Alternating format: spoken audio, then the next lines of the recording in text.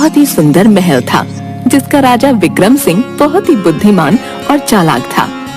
लेकिन कई दिनों से उसके राज्य में अजीबोगरीब घटनाएं हो रही थीं।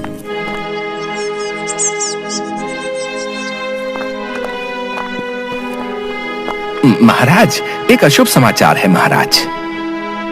बोलो महामंत्री, क्या अशुभ समाचार है? राज्य में सब ठीक तो है ना?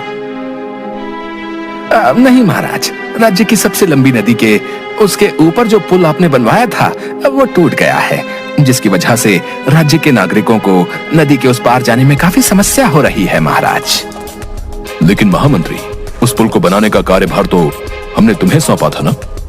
फिर तुमसे इतनी बड़ी गलती कैसे हो गई? वो पुल इतनी शीघ्र ही कैसे टूट गया? महामंत्री, हम इसके लिए तुम्हें कठोर दंड देंगे। नहीं नहीं नहीं महाराज, इसमें मेरी कोई गलती नहीं है महाराज। मैंने तो पुल बनाने का कार्य पूरी ईमानदारी से किया था महाराज। इसमें उस सोमो किसान की गलती है महाराज। वो कैसे भला? उस सोमो किसान ने क्या किया है? महामंत्री बताओ हमें। महाराज, जब सोमो किसान अपने बैल के साथ पुल पर से उस पार जा रहा था तो उसी समय ही वो पुल टूट गया महाराज। तो इसका दोषी तो वो सोमो हुआ महाराज। महामंत्री, सोमो को शीघ्र ही दरबार में बुलाया जाए। जी महाराज, जैसे आपकी आज्ञा।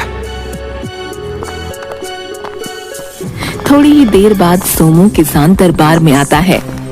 सोमो किसान, क्या यह सच है कि राज्य की नदी के ऊपर हमारे द्वारा बनाया गया पुल तुम्हारी ही वजह से टूट गया है? क्या तुम इसके दोषी हो? बताओ हमें। नहीं नहीं महाराज, मैं पुल टूटने का दोषी नहीं हूँ महाराज, बल्कि पुल टूटने से तो मेरी बैल नदी में गिर गई और उसकी मौत हो गई। महाराज, मैं गरीब किसान हूँ, मेरे पास तो एक ही बैल था, वो भी पुल टूटने की वजह से मर गया महाराज। अब मैं क्या करूँगा? चुप हो जाओ सोमो किसान। हैं? तुम्हारे कहने का क्या मतलब है कि महाराज के बनाए पुल की वजह से तुम्हारे बैल की मृत्यु हो गई? देखिए महाराज, ये सोमो अपनी गलती मानने के बजाय उल्टा आपके द्वारा बनाए पुल को ही दोष दे रहा है। देखा महाराज, महाराज यही दोषी है, इसे सजा दीजिए महाराज। सोमो किसान, तुम्हारी इतनी हिम्मत कि तुम राजा पर ही दोष लगाओ।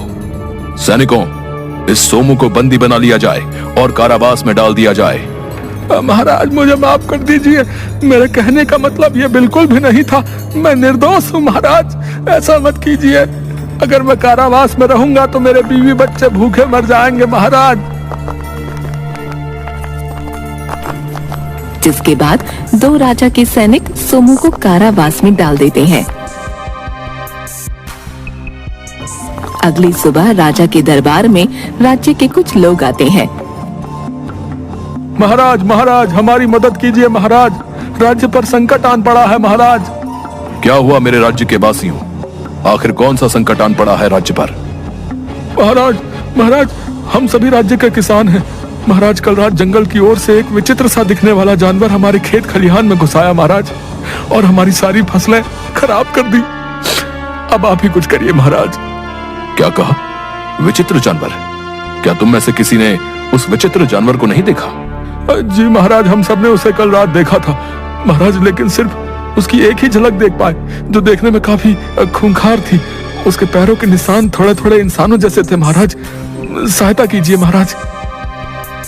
यह कैसा विचित्र जानवर हमारे राज्य में आ गया है जिसके पैर इंसानों जैसे हैं सेनापति? जी महाराज, बोलिए क्या क्या है?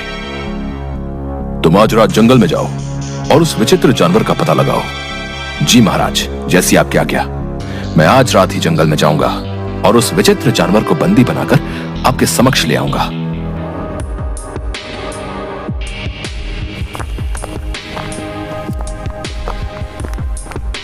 तभी सेनापति देखता है कि एक जंगल में काफी दूर तक सिर्फ पैरों के निशान ही होते हैं, जो थोड़े थोड़े किसी इंसान के पैरों की तरह ही होते हैं। लेकिन काफी दूर तक भी कोई उस जंगल में नजर नहीं आता। सेनापति वहीं जंगल में उस विचित्र जानवर के आने का इंतजार करते रहते हैं। अरे बहुत थकान हो गई, लेकिन वो विचित्र जानवर कहीं नहीं दिखा। कुछ देर आराम किया जाए। तभी सेनापति को नींद आ जाती है और वो सो जाते हैं। सुबह दरबार में एक सैनिक राजा के पास आता है। महाराज, एक अशुभ समाचार है। सेनापति की उस विचित्र जानवर ने हत्या कर दी है। दरबार में सभी ये बात सुनकर हैरान रह जाते हैं। क्या कहा? उस विचित्र जानवर ने हमारे सेनापति को मार डाला। ये तो राज्य के लिए बहुत ही दुख की बात है। अब बस, हम उस विचित्र जानवर को जिंदा नहीं छोड़ेंगे। हम स्वयं ही जंगल जाएंगे और उस विचित्र जानवर को मार डालेंगे। महाराज, आप क्यों कष्ट करते हैं? आप मत जाइए। ऐसे तुच्छ से जानवर के लिए आप स्वयं जाएंगे? महामंत्री, उसने हमारे सेनापति को मार डाला है। अब इससे पहले वो विचित्र जानवर हमारे राज्य में किसी और को हानि पहुंचाए, हम उसे ही खत्म कर देंगे। ठीक है महाराज, लेकिन आपकी सुरक्षा के लिए हम अत्यधिक सैनिकों का प्रबंध करा देते हैं महाराज। नहीं महामंत्री, हम अकेले ही जंगल जाएंगे। सैनिकों की कोई आवश्यकता नहीं है। हम अकेले ही उस विचित्र जानवर का सामना करेंगे। जी जी महाराज, जैसी आपकी आज्ञा। जिसके बाद रात होती है और राजा अकेले ही मशाल लेकर जंगल में जाता है। आज देखता हूँ वो विचित्र जानवर हमसे कैसे बचता है। राजा उस विचित्र जानवर का जंगल में आने का इंतजार कर रहे होते हैं। राजा थोड़ी दूर जंगल में चलते हैं तो देखते हैं कि उस विचित्र जानवर के पैरों के निशान दिख रहे हैं। लगता है ये उसी जानवर के निशान हैं। राजा उनका पीछा करने लगता है और एक जगह जाकर वो पैरों के निशान खत्म हो जाते हैं। तभी एक पेड़ के पास एक अजीब सा दिखने वाला चेहरे का मुखौटा दिखता है जो किसी जानवर का था, और वहीं उस मुखौटे के पास एक अंगूठी मिली। राजा उन दोनों को देखकर सब समझ गया। अच्छा, तो वो दुष्ट ही विचित्र जानवर है। हम उसे नहीं छोड़ेंगे। जिसके बाद सुबह होती है। राजा सभी मंत्रिमंडल और राज्य के नागरिकों के साथ दरबार में बैठे हैं। मेरे दरबार वासियों, राज्य में घोषणा कर दी जाए कि हमने उस विचित्र जानवर को मार गिराया है। अब वो किसी और को नुकसान नहीं पहुंचा पाएगा। इतना सुनते ही राज्य में सभी राजा की जय जयकार करने लगते हैं। महाराज, लेकिन ऐसा तो संभव ही नहीं है। आप उस विचित्र जानवर को कैसे मार सकते हैं?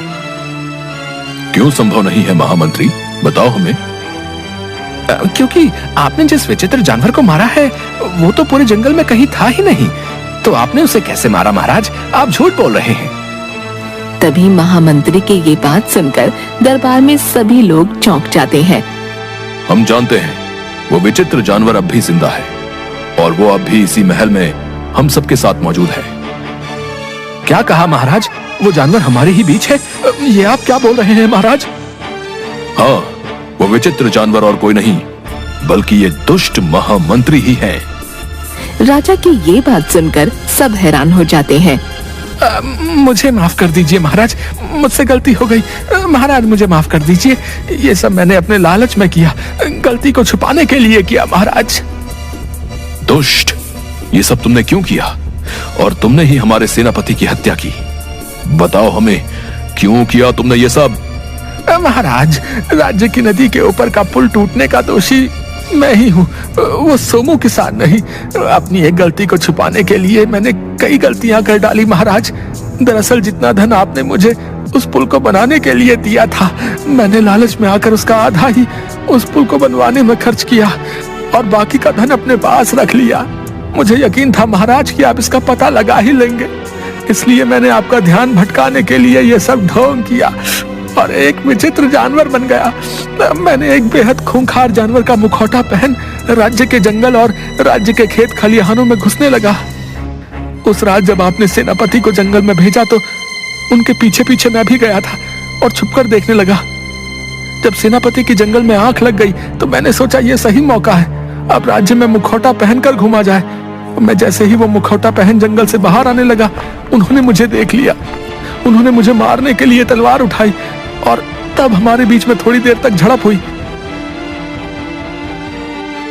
और अपने बचाव में मैंने अपनी तलवार से उनकी गर्दन अलग कर दी। मुझसे गलती हो गई महाराज, मुझे माफ कर दीजिए। पापी, तुमने हमारे साथ धोखा किया। अपने एक झूठ को छुपाने के लिए तुमने हमसे कितने झूठ बोले और हमारे सेनापति की हत्या भी तुम्हारे ही कारण हुई। हम इसके लिए तुम्हें कठोर दंड देंगे। माफी महाराज, माफी दे दीजिए। सैनिकों, सोमो किसान को कारावास से रिहा कर दिया जाए। लेकिन महाराज, आपको कैसे ज्ञात हुआ कि विचित्र जानवर ये महामंत्री ही हैं? उस रात जब हम जंगल में गए तो उस विचित्र जानवर का इंतजार करने लगे, लेकिन वो हमारे सामने नहीं आया और थोड़ी दूर चलने पर हमें एक पेड़ के पास जानवर का मुखौटा मिला और वहीं एक अंगूठी भी मिली जो सेनापति से की गई झड़प में महामंत्री के हाथ से गिर गई होगी। यह अंगूठी वही थी जो हमने इस महामंत्री को उपहार में दी थी और हम समझ गए कि वो जानवर और कोई नहीं बल्कि ये दुष्ट महामंत्री ही है। ये सुनकर राजा की सब जय जयकार करने लगते हैं। इस तरह से